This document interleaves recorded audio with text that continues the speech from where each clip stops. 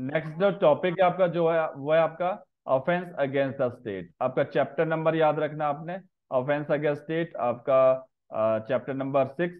Waging और attempting to wage war abetting waging a war against the government of India. ठीक है, whoever wages war against the government of India और attempt to wage such war और abet waging of such war shall be punishment death. देखो death punishment है इसके लिए, imprisonment for life and shall also liable to be fined। और ठीक है, जो गवर्नमेंट के अगेंस्ट जो हमारा एक देखो जनरली क्या होता है, जो गवर्नमेंट होता है किसी भी कंट्री का राइट है अपने आप को प्रोटेक्ट करने का।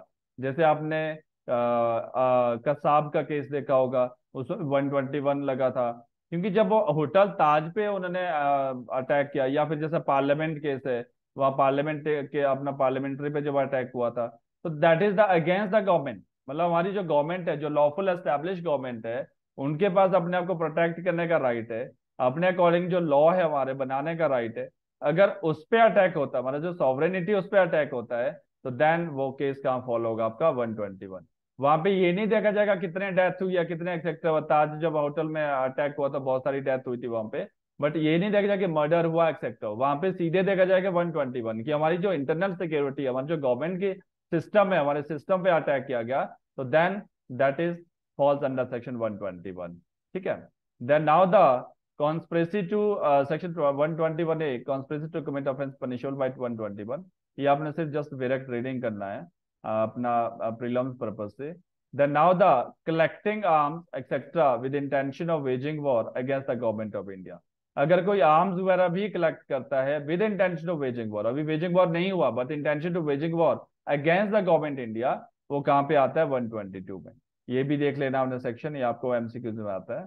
देन 123 भी देख लेना, concealing with intent to facilitate design to, जिसपे मैं ज्यादा सिर्फ आपको बता रहा हूँ कि ये देख लेने के बाद एक बार रीड कर लेना आपने इन सेक्शन को। ठीक है, then next is assaulting president governor etcetera with intent to compel और restrain the exercise of any lawful power. तो ये कम से कम हेडिंग तो आपको याद होनी चाहिए फॉर प्रीलिम्स पर्पस। नेक्स्ट जो इंपॉर्टेंट है वो है सिडिशन। सिडिशन का भी अवेंस किया गया है इस लॉ को।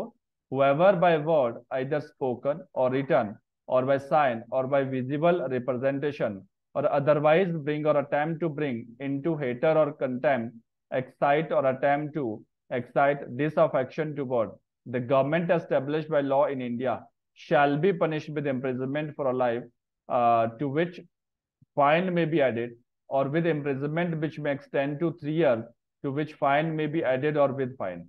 देखो, सिडिशन का मतलब है, अभी सुप्रीम कोर्ट ने लेटेस्ट जजमेंट दे इसको अवेंस, मतलब इसको रिकंसिडरेशन के लिए डाला गया है।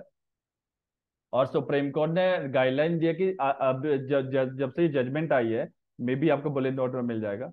तो उस जजमेंट के बाद सुप्रीम कोर्ट ने डायरेक्शन दिया गवर्नमेंट को कि इसको रिकंसीडर किया जाए सिडेशन को। पहले तो सिडेशन देशद्रोह नहीं होता है, सिडेशन राजद्रोह होता है, देशद्रोह नहीं होता है। क्या होता है सर? राजद्रोह। तो हमेशा रखना ये देशद्रोह नहीं होता। देन इन दैट केस, मतलब कोई पर्सन इस तरह से कोई रिप्रेजेंट करके या कोई साइन करके या लोगों को भटकाना, मतलब इस तरह से जिससे मतलब आपका डिसअफेक्शन क्रिएट हो जाए उस कम्युनिटी के अंदर, लोगों के अंदर अगेंस्ट द गवर्नमेंट। जो लॉफुल एस्टेब्लिश गवर्नमेंट है, मतलब लॉयल्टी नहीं रहेगी, मतलब अपने देश के लिए लॉयल्टी नहीं रहती है। जैसे आपको पता होगा आमिर खान ने एक टाइम बोला था कि इनटॉलरेंस, इंडिया में रहना इंटॉलरेंस एक्ट था, उनके ऊपर सेडिशन का केस लगा था। बाद में चार्ज ड्रॉप किए गए, बहुत सारे लोगों के अंदर ऊपर सेडिशन का case file, later on charge dropped by the court.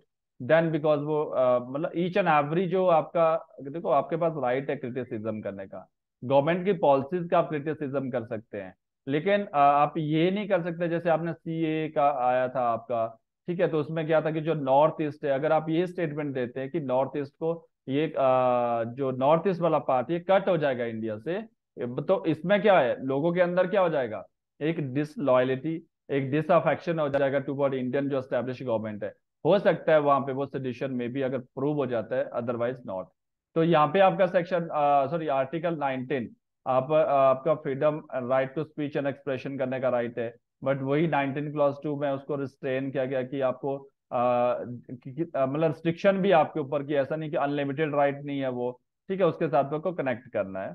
Then ज्यादातर तो आप तो जब हम इसको मेन पर्पज से करेंगे टॉपिक में तो वहां पे ज्यादा अच्छे से इसको डिस्कस करेंगे, बट मैं प्रीलिम्स पर्पज से आपने इतना ही करना है। Then now the next is waging for against aesthetic, ये देख लेना अगर आपने देखना होगा। बाकी इसके सेक्शन 130 देख लेना, हेडिंग याद रखना है इसका, प्रीलिम पर ये वाले ना भी करने होंगे, कोई ज्यादा इंपॉर्टेंट नहीं है। 130 की हेडिंग देख लेना। अब बैटिंग नॉलेज, ये नेवी एंड एयर फोर्सेस से चैप्टर देख लेना, वैसे इससे क्वेश्चन नहीं आते हैं।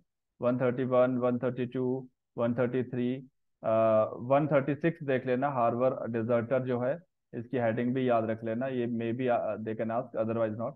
देन 138A, ये सारे सेक्शन नहीं करने आपने यहाँ पे। देन नाउ द जो मेन इंपॉर्टेंट टॉपिक है, अब वो आ गया आपका अनलॉफुल असेंबली।